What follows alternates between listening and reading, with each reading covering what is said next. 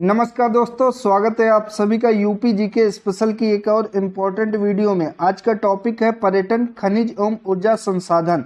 इस टॉपिक से जितने भी पीवाईक्यू यानी कि प्रीवियस ईयर के क्वेश्चन पूछे गए हैं सभी को इस वीडियो के माध्यम से कवर कराया जाएगा। साथ ही उनकी डिटेल व्याख्या भी की जाएगी जो कि आपके आने वाले यूपी का कोई भी एग्जाम हो सभी के लिए बहुत इंपॉर्टेंट रहेगी। इसलिए आप सभी लोग वीडियो में आज तक जुड़े रहें। अगर अभी तक आपने चैनल को सब्सक्राइब नहीं किया है तो चैनल को सब्सक्राइब करके बेल आइकन घंटी वाला आइकन दबा लें, ताकि जैसे आपसे रिलेटेड कोई वीडियो अपलोड हो चैनल पे आपके पास नोटिफिकेशन पहुंच जाए। पहला क्वेश्चन है, आर्यभट्ट नक्षत्रशाला कहाँ पर स्थित है? तो राइट ऑप्शन हो जाएगा ऑप्शन नंबर बी, आर्यभट्ट नक्षत्रशाला, जो कि रामपुर में स्थित है। कई बार एग्जाम में पूछा गया है। इसकी व्याख्या देखते हैं। तो यहाँ पर उत्तर प्रदेश की प्रमुख नक्षत्रशालाएँ दी गई हैं और उनकी स्थिति एक तरफ दी गई है। तो इंदिरा गांधी नक्षत्रशाला कहाँ है? ये लखनऊ में है। वीर बहादुर सिंह नक्षत्रशाला गोरखपुर में है। डॉक्टर भीमराव अम्बेडकर या आर्यभट्ट नक्षत्रशाला जो कि रामपुर में है। जवाहर नक्षत्रशाला ये प्रयागराज में है। तो ये चारों नक्षत्रशालाएं जो कि उत्तर प्रदेश में है आपके लिए बहुत इंपॉर्टेंट है, आप लोग ध्यान रखेंगे। अगला क्वेश्चन है, डॉक्टर भीमराव अम्बेडकर नामक नक्षत्रशाला कहाँ पर स्थित है? तो ये रामपुर में स्थित है। डॉक्टर भीमराव अम्बेडकर नक्षत्रशाला जो कि प्रदेश की प्रथम डिजिटल नक्षत्रशाला है और ये रामपुर में स्थित है। अगर पूछे कि उत्तर प्रदेश की पहली डिजिटल नक्षत्रशाला कौन सी है तो ये डॉक्टर भीमराव अम्बेडकर नक्षत्रशाला है जो कि रामपुर जिले में है। अगला, प्रयागराज स्थित अल्फ्रेड पार्क का पुनः नामकरण किया गया। तो पुनः नामकरण जो कि चंद्रशेखर आजाद के नाम पर किया गया। राइट ऑप्शन बी हो जाएगा।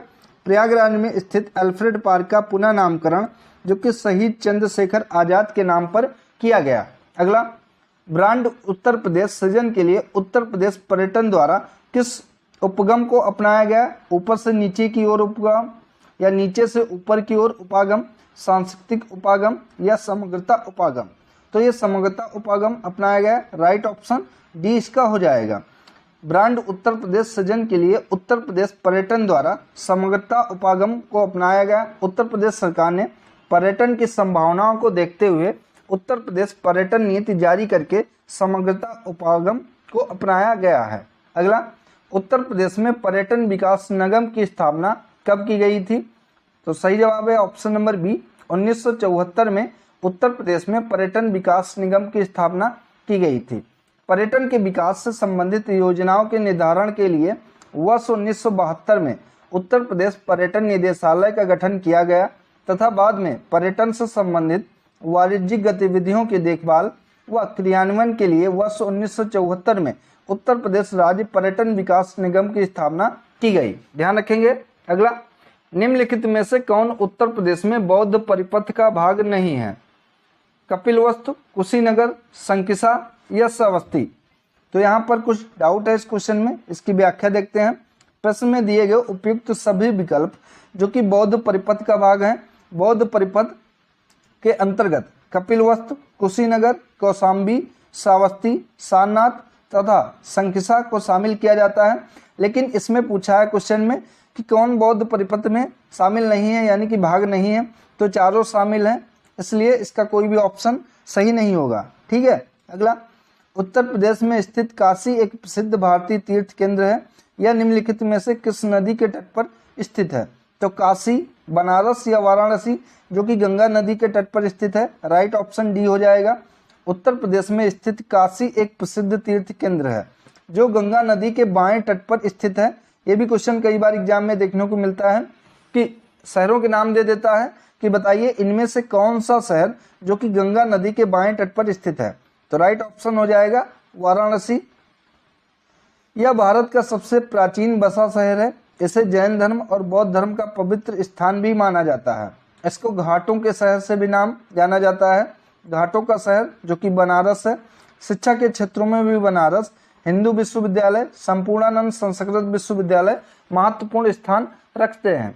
अगला, उत्तर प्रदेश में यूपी पर्यटन द्वारा बुंदेलखंड सर्किट में निम्न में से कौन से गंतव्य शामिल हैं? तो बुंदेलखंड सर्किट में बिठूर, चित्रकूट, झांसी, कलिंजर, महोबा ये शामिल हैं। राइट ऑप्शन इसका डी हो जाएगा। उत्तर प्रदेश जैसे विशाल राज्य में पर्यटकों की सुविधा के लिए अलग अलग रुचि के अनुसार स्थलों को चयनित कर पर्यटन परिपथ का सृजन किया गया है। पर्यटन सर्किट में लोग अपनी रुचि के अनुसार सुगमता से भ्रमण कर सकते हैं। बुंदेलखंड सर्किट के अंतर्गत बिठूर जो कि कानपुर में है, चित्रकूट, झांसी, कालिंजर, महोबा आदि शामिल हैं। अगला क्वेश्चन, निम्नलिखित में से कौन सा कोयला आधारित बिजली संयंत्र उत्तर प्रदेश में स्थित है?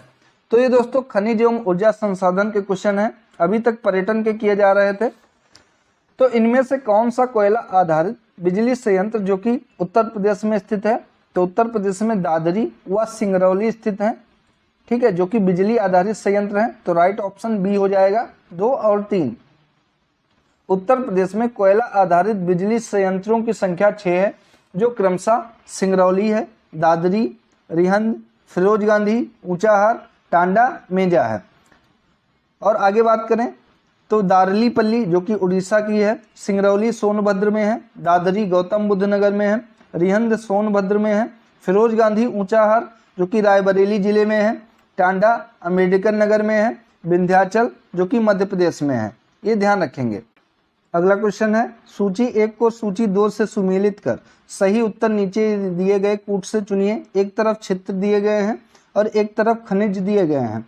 तो सोनभद्र से चूना पत्थर यानी कि A का 4 हो जाएगा, इलाहाबाद सीसा बालू 2 हो जाएगा, ललितपुर के लिए हो जाएगा तांबा 3, इसका हो जाए सी का हो जाएगा 1, और मिर्जापुर के लिए 3 हो जाएगा। तो 4 2 1 3, 4 2 1 3, तो राइट ऑप्शन इसका डी हो जाएगा, ये करेक्ट ऑप्शन हो जाएगा। इसकी व्याख्या देखते हैं एक बार। तो सोनभद्र जो कि चूना पत्थर प्राप्त होता है, प्रयागराज से सीसा बालू प्राप्त होती है, ललितपुर से तांबा प्राप्त होता है, व मिर्जापुर से नॉन प्लास्टिक फायर क्ले प्राप्त होती है।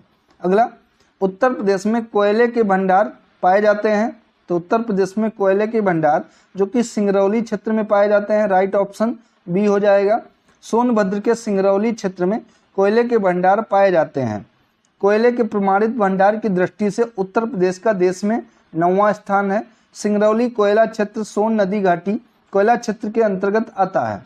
इस क्षेत्र में मुख्यतः मध्य प्रदेश का सीधी जल जिला तथा अंशतः उत्तर प्रदेश का सोनभद्र जिला पड़ता है, ये ध्यान रखेंगे। अगला, सूची 1 को सूची 2 से सुमेलित कीजिए तथा सूचियों के नीचे दिए गए कूट से सही उत्तर चुनिए। एक तरफ खनिज दिए गए हैं, एक तरफ उनके प्राप्ति के प्रमुख क्षेत्र दिए गए हैं। तो ग्रेनाइट कहाँ से प्राप्त होता है? तो ग्रेनाइट जो कि प्राप्त होता है बांदा से, ए का हो जाएगा 3, ठीक है, और बी का हो जाए डोलोमाइट सोनभद्र से प्राप्त होता है, और सिलिका सैंड जो कि प्रयागराज से प्राप्त होती है, और बॉक्साइट ये चित्रकूट से प्राप्त होती है, ठीक है। तो यहाँ पर बी का हो जाएगा 1, सी का हो जाएगा 4 और डी का हो जाएगा 2। तो 3 1 4 2, 3 1 4 2 जो कि राइट ऑप्शन बी इसका हो जाएगा।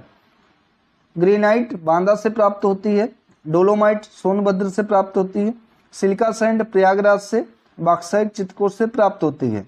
अगला, उत्तर प्रदेश के निम्न जनपदों को उनमें पाए जाने वाले खनिजों से सुमेलित कीजिए तथा सही उत्तर का चयन नीचे दिए गए कूट से चुनिए। एक तरफ जनपद है, एक तरफ खनिज दिए गए हैं। तो प्रयागराज से सिलिका बालू प्राप्त होती है, ललितपुर से तांबा प्राप्त होता है, सोनभद्र से चूना पत्थर प्राप्त होता है। यानी कि ए का 2 हो जाएगा, बी का 3 हो जाएगा, सी का 1 हो जाएगा। तो 2 3 1, 2 3 1 जो कि ऑप्शन नंबर सी में है, सी इसका राइट ऑप्शन हो जाएगा। उत्तर प्रदेश के मुख्य खनिज बांदा, ललितपुर, सोनभद्र, प्रयागराज के पठारी क्षेत्रों में पाए जाते हैं। सोनभद्र में चूना पत्थर या उससे संबंधित खनिज पाए जाते हैं। ललितपुर में तांबा का उत्पादन होता है, जबकि सिलिका सैंड उत्पादन में उत्तर प्रदेश का प्रथम स्थान है। इसका प्रमुख उत्पादन प्रयागराज जनपद में किया जाता है। अगला क्वेश्चन, सोनभद्र जनपद में निम्नलिखित धातुओं में से कौन सी पाई जाती है? नीचे दिए गए कूट से सही उत्तर चुनिए। तो सोनभद्र में इनमें से इंडालुसाइड, पायराइट और डोलोमाइट ये पाई जाती हैं धातुएं। तो राइट ऑप्शन इसका हो जाएगा 2 3 4, बी करेक्ट ऑप्शन हो जाएगा।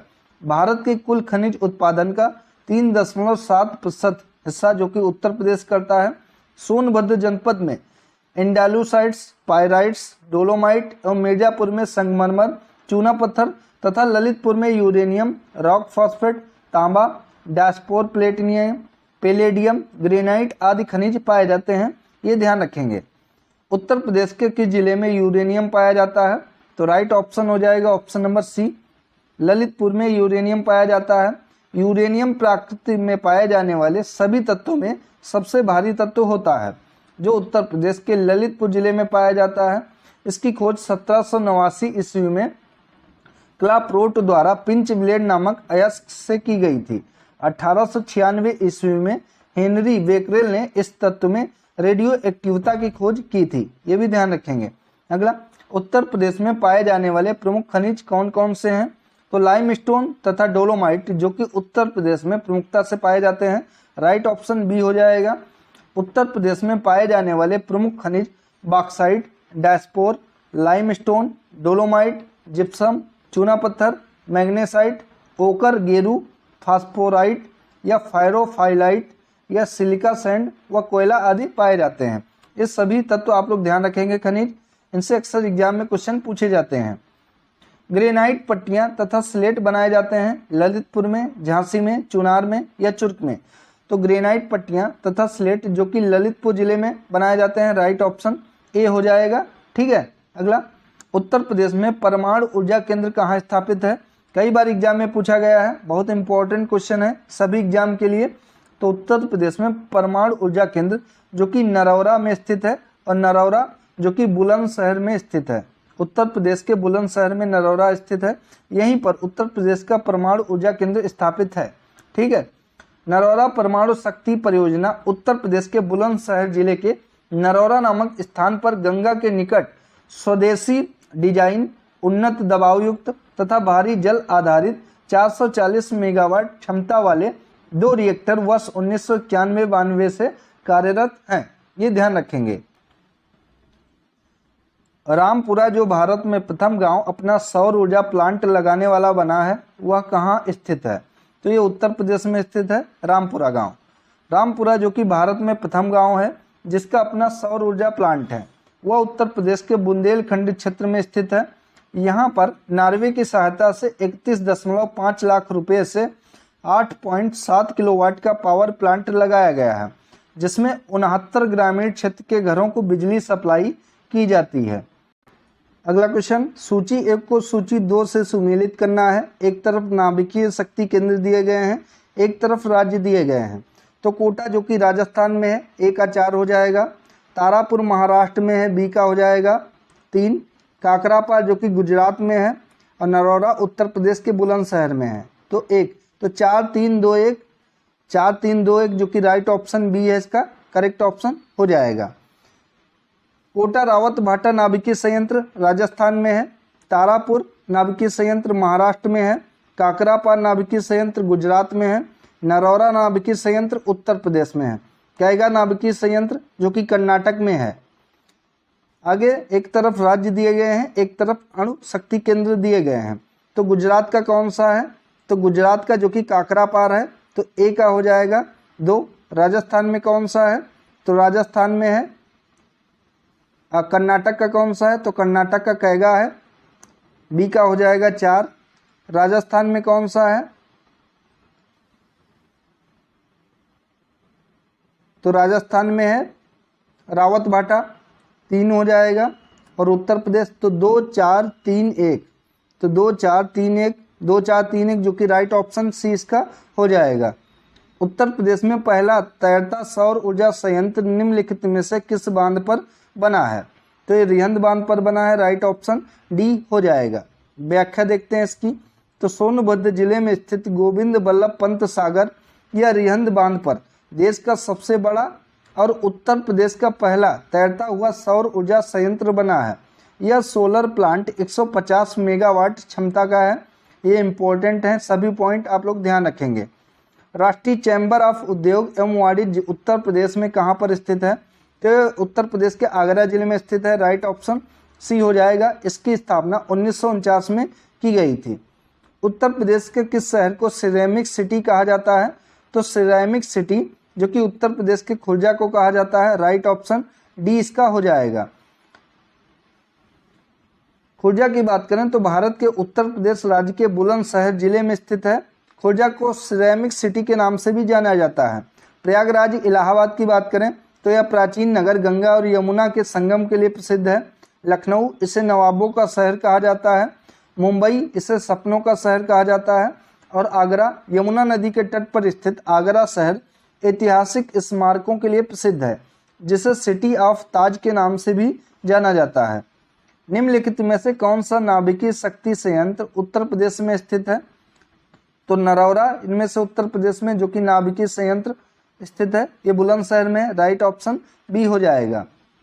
व्याख्या देखते हैं इसकी। तो नरौरा जो कि उत्तर प्रदेश में है, कैगा कर्नाटक में है, कलपक्कम तमिलनाडु में है और काकरापार जो कि गुजरात में है। उत्तर प्रदेश में किस जिले में सर्वप्रथम सोलर ऊर्जा संयंत्र प्रारंभ किया गया है? तो राइट ऑप्शन सी इसका हो जाएगा। उत्तर प्रदेश के अलीगढ़ जिले में सबसे पहले सोलर ऊर्जा संयंत्र प्रारंभ किया गया है। प्रश्नकाल के अनुसार उत्तर प्रदेश के अलीगढ़ जिले के हरदुआगंज नामक स्थान पर 660 मेगावाट का सोलर ऊर्जा संयंत्र प्रारंभ किया गया था। इस संयंत्र के निर्माण का कार्य जापानी कंपनी तोशिबा ने किया था। अगला, उत्तर प्रदेश में वैकल्पिक ऊर्जा के विकास के लिए वैकल्पिक ऊर्जा विकास संस्थान की स्थापना कब की गई थी? तो 1983 में वैकल्पिक ऊर्जा विकास संस्थान की स्थापना उत्तर प्रदेश में की गई थी। राइट ऑप्शन बी हो जाएगा।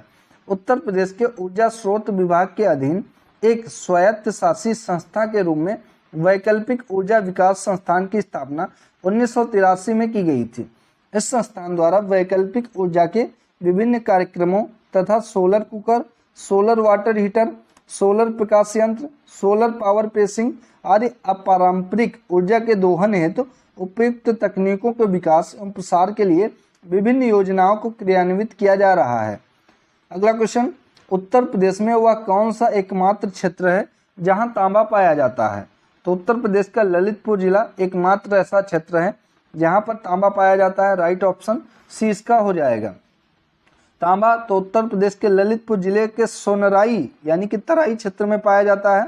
तांबा मुख्यतः आग्नेय एवं अवसादी चट्टानों से मिलता है, जिसमें 3 से 6% तक तांबा पाया जाता है।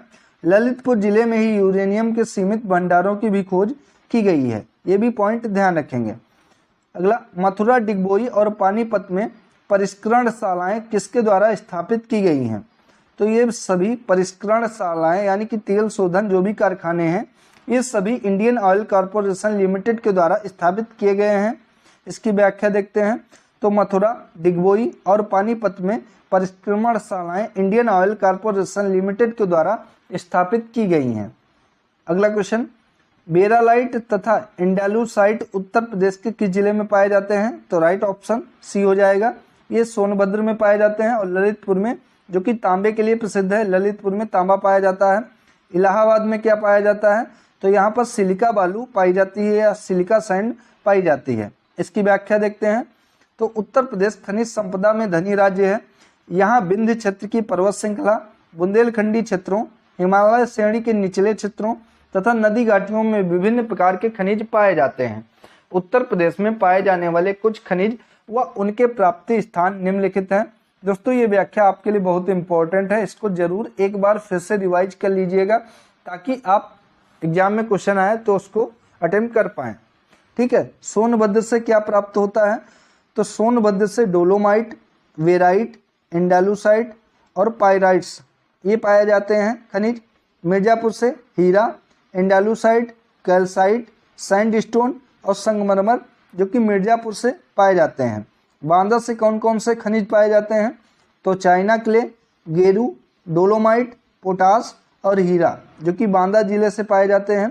प्रयागराज से पोटास, कांच बालू यानी कि जिसे सिलिका सैंड कहा जाता है, वो प्रयागराज से पाई जाती है। ललितपुर से, तो ललितपुर से सोना, बॉक्साइट, रॉक फॉस्फेट, लौह यूरेनियम, तांबा आदि पाए जाते हैं। झांसी से कौन कौन से खनिज पाए जाते हैं? तो फेल्सपार, जिप्सम, डैस्पोर, सेलखड़ी जिसे खड़िया कहते हैं और पोटास जो कि झांसी से पाए जाते हैं। तो ये सभी खनिज हैं जो कि उत्तर प्रदेश में इनके प्राप्ति स्थान हैं, जिनको एक बार अच्छे से आप लोग रिवाइज कर लीजिएगा, आपके एग्जाम के लिए बहुत इंपॉर्टेंट रहेंगे। तो दोस्तों, ये थी आज की महत्वपूर्ण वीडियो अगर आप सभी को अच्छी लगी हो तो वीडियो को लाइक करें, शेयर करें और चैनल को सब्सक्राइब करें। धन्यवाद साथियों।